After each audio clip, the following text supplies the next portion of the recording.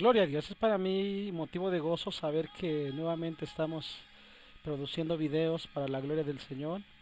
En esta hermosa noche traigo un mensaje, puertas abiertas, el lugar de provisión le he titulado. En esta hora quiero compartir algo simple y profundo al mismo tiempo, que me surgió desde el domingo en la noche. Una inquietud en el corazón, ya que después de todo lo que aconteció es importante predicar este mensaje. El culto del domingo fue glorioso. Mientras Dios habla,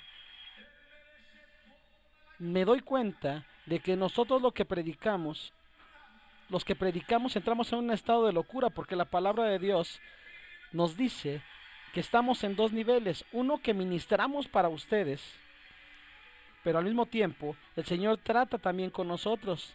Y mientras hablaba el domingo, me llegaba este mensaje que considero muy importante para nuestras vidas, ya que vamos a tomar una dirección diferente en nuestras vidas y quiero mostrarte unas ideas básicas, porque creo que el nombre poderoso de mi Señor Jesús, quiere Él abrir puertas y puertas financieras, específicamente para nosotros en este tiempo. ¿Te has dado cuenta de que de un tiempo a la fecha no tocamos el tema de las finanzas? Pero por una razón, mientras estaba hablando con el Señor, mientras adorábamos al Señor el domingo anterior, lo que pude percibir en mi corazón es lo importante de un tiempo como el que estamos viviendo hoy. Creerle a Dios por unas puertas financieras abiertas para nuestras vidas, unas puertas económicas abiertas en nuestra vida, acceso a una nueva dimensión, una nueva oportunidad, que realmente podamos declarar que así lo ha hecho el Señor para nosotros. Es interesante que el Antiguo Testamento termina hablando de ventanas de los cielos abiertas. Pero cuando vamos al Nuevo Testamento se termina hablando de puertas abiertas, que lo único que a veces podemos hacer en el Antiguo Testamento es mirar por la ventana, pero lo único que podemos hacer por una ventana es mirar las posibilidades de lo que Dios puede hacer.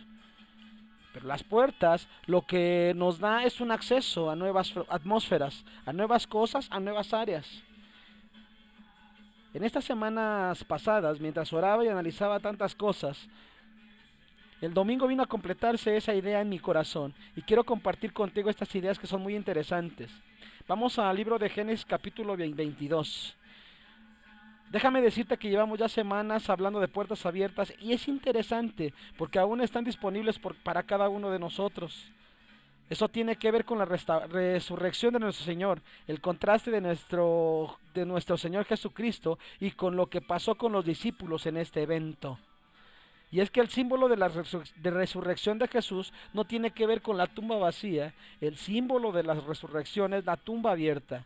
Jesús podía salir sin que la piedra se moviera, pero si la puerta no estaba abierta no se podía verificar. El mundo no podía dar testimonio de que había resucitado. Así que el símbolo de la resurrección no es meramente la tumba vacía, es la tumba abierta, la piedra que se mueve para que sea testimonio de que Jesús había resucitado. Lo curioso es que Jesús resucita, Jesús se levanta, la tumba está abierta, pero entonces, luego de eso vemos a los discípulos, dice la Biblia, a puerta cerrada. La tumba abierta y los discípulos encerrados, porque no habían comprendido realmente lo que había ocurrido. Entonces vemos que es deseo de Dios más bien, que tú vivas con puertas abiertas. Dios remueve la piedra que limitaba a nuestro Señor Jesucristo, la remueve, la quita, la saca, como hace con nosotros cuando nos da oportunidades que jamás pensamos que iban a ocurrirnos, que jamás pensamos que iban a suceder. Dios nos abre puertas, da oportunidades y lamentablemente muchas veces nosotros tomamos la decisión de encerrarnos detrás de la puerta de la culpa, del miedo, de la tristeza, de la condenación y simplemente paralizamos el potencial de Dios para nuestras vidas. Ahora dicho, eso no era nuestro fundamento, era la base de los días pasados. Génesis capítulo 22 y en el verso 15 en adelante dice: luego de que Abraham estaba sembrando, está ofrendando, está sacrificando a Isaac allí en aquel monte. Y Dios lo detiene, Dios lo para y le dice: no lo hagas, ya sabemos, ya hiciste, ya lo obedeciste. La obediencia se completó. Y ahora viene Abraham y reemplaza a Isaac con un cordero, pero Dios vuelve a hablarle. Y mira lo que dice el versículo 15: tu simiente, tu semilla, tus hijos van a poseer las puertas de los enemigos. Cuando miramos esa expresión, la puerta de sus enemigos, la Biblia tiene mucha implicación e implicaciones naturales en aquellos tiempos y por supuesto espirituales para nosotros. Es que dice la palabra de Dios que Nehemías y Esdras empiezan a reconstruir la ciudad de Jerusalén, comienzan a reconstruir el templo, pero el trabajo de Nehemías era la de reconstruir las puertas.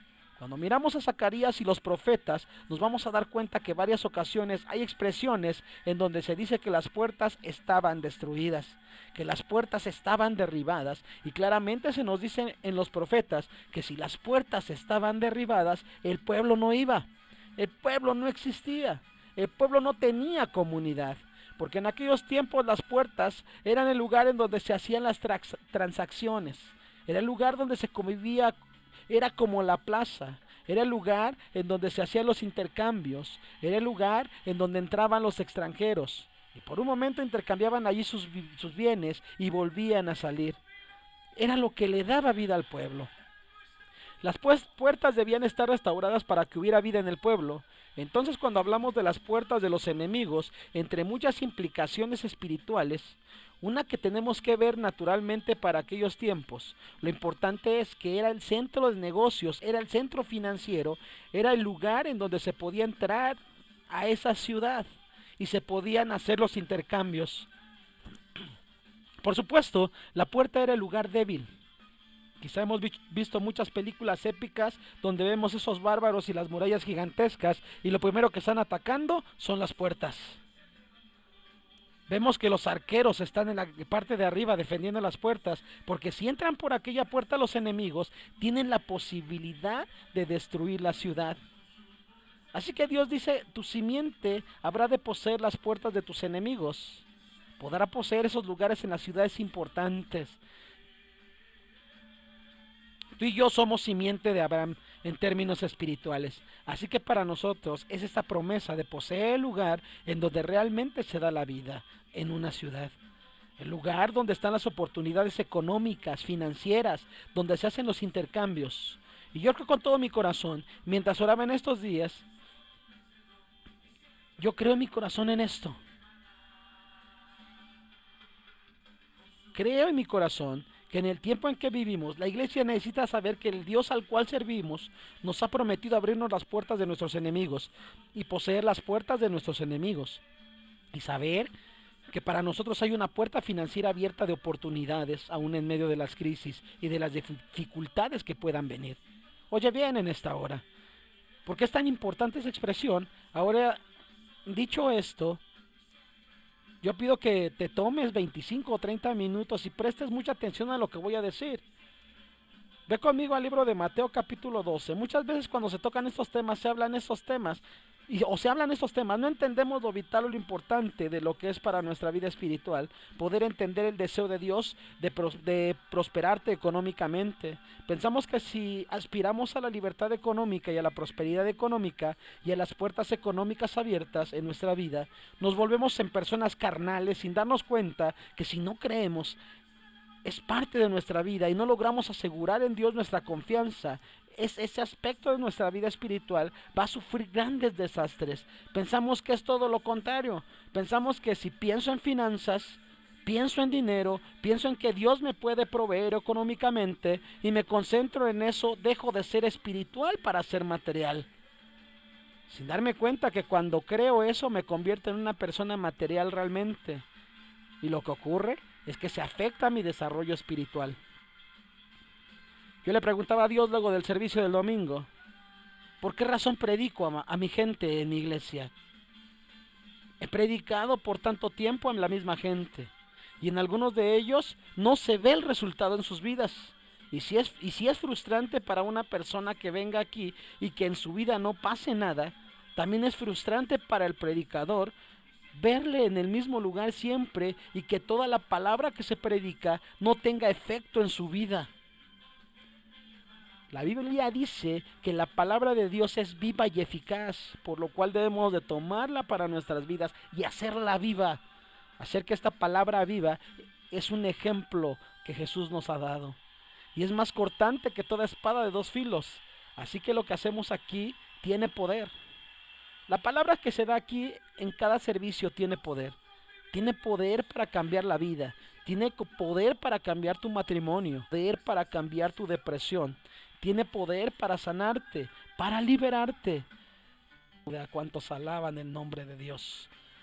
Pero la pregunta es, ¿por qué razón una persona puede estar tan expuesta a la palabra y la palabra a la palabra y a la palabra y que no haya resultado en su vida? ¿Por qué razón? Y hay una razón muy interesante. Escucha bien, hermano, porque el Señor te está hablando y está hablando a tu vida. Mateo capítulo 13, cuando miramos a Mateo, vemos la parábola del sembrador. Fíjate lo que dice.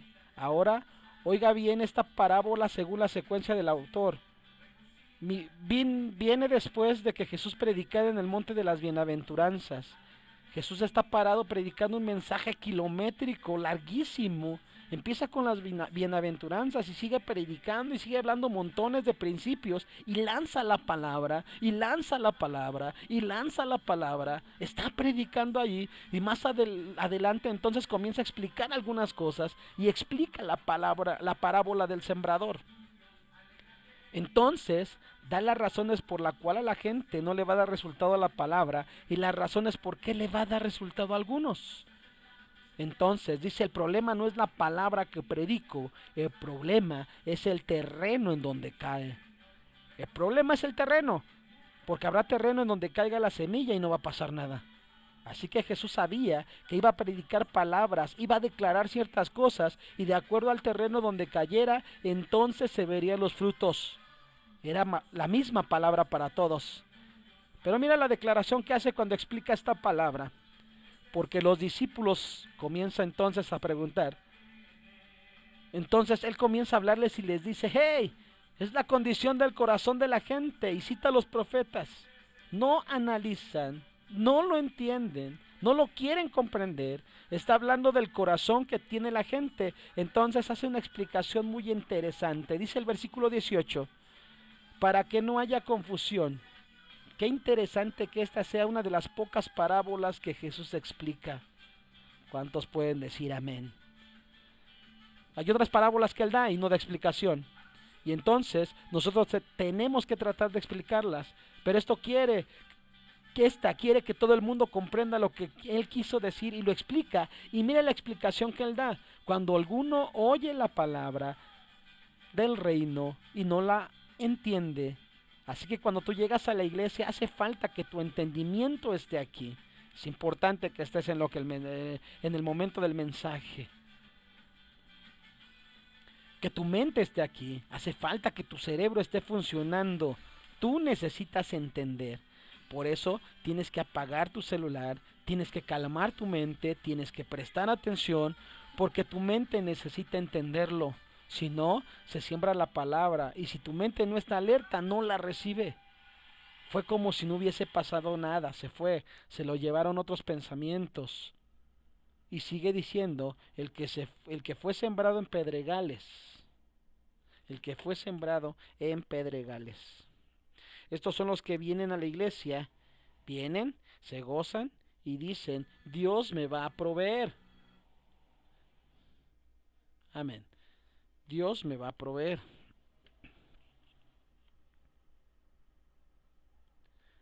Dios va a hacer grandes cosas conmigo. Sale de aquí gozoso, pero pelea, saliendo rumbo a su casa con su esposa e hijos. Y de esa manera echa a perder la palabra. Es la persona que sale contento de aquí, pero llega a la casa y abre el correo y se encuentra una factura que no se esperaba y ya se acabó el gozo. Estos son los que con los problemas de la vida se les acaba el gozo. Sigue diciendo la palabra. El que fue sembrado entre espinos. Hay algo que es según la Biblia más poderosa que la palabra. La Biblia dice que hay gente que hace la palabra de Dios inefectiva por la tradición, la religiosidad tradicional. La tradición, déjame decirte, cancela la palabra. Pero después te dice, porque aquí no creemos tradiciones. Aquí no eres legalista, aquí eres libre. La pregunta entonces es ¿por qué no funciona la palabra? Porque yo puedo entender que la palabra no funciona por la tradición o el legalismo, porque la tradición ahoga la palabra, pero aquí te está diciendo la razón por la cual la palabra no funciona muchas veces, y es por una cosa, por el afán, por la ansiedad y el engaño de las riquezas. Escucha bien lo que voy a decir. El problema por el cual la gente no le funciona la palabra es porque no entiende al Dios que prospera. Yo quiero que tú entiendas que en la libertad económica y la prosperidad de Dios es el requisito o uno de los requisitos para que el resto de la palabra te funcione. No es al revés. Oye lo que voy a decir una vez más. Yo sé que no voy a ver muchos en los que haya alegría, porque la palabra suena dura. Pero tú puedes saber la palabra en griego, en hebreo, en el idioma que te dé la gana. Y si estás preocupado por cómo vas a vivir mañana, no importa el culto glorioso al que vayas, no te sirvió de nada. Puede estar la unción más gloriosa en un servicio, puede predicarse el sermón más lindo, puede hablarse de la salvación y de la vida eterna. Te puedo predicar a ti de la salvación y de la vida eterna. Y te puedo hablar hasta del infierno, que si no te conviertes te vas al infierno. Y si tú no tienes para pagar tus cuentas mañana, tú dices, ¿qué diantres me importa el infierno? Lo que no sé es cómo voy a pagar mis cuentas. Tú dices, ¿qué diantres me importa el infierno? Lo que no sé es cómo voy a pagar mañana. Jesús dice, si hay algo que daña todo lo demás que yo pueda hablarles a ustedes, es el afán y el engaño a las riquezas. Tú y yo no podemos realmente crecer espiritualmente hasta que haya en nosotros una seguridad de que el Dios al que nosotros le servimos es capaz de proveer cada una de mis necesidades. Déjame decirte algo. El día de hoy, mi hermano, la estrategia más grande que Satanás ha estado usando en contra de la iglesia desde hace ya mucho tiempo, unas semanas, unos meses, no es el que dejaran de creer lo que ha desatado todo esto. Es toda la ansiedad que ha desatado la situación económica, el afán económico de la iglesia, las malas noticias que se escuchan, los comentarios que se magnifican de todo lo malo que hay, de todo lo malo que viene, de todo lo malo que pueda o esté pasando. Esto ha hecho que la gente huya de la iglesia y ha hecho que todo lo que se predica no funciona para nada o no funcione para nada. Porque vienes aquí, recibes la palabra de la iglesia, pero la palabra se ahoga cuando oyes comentarios negativos.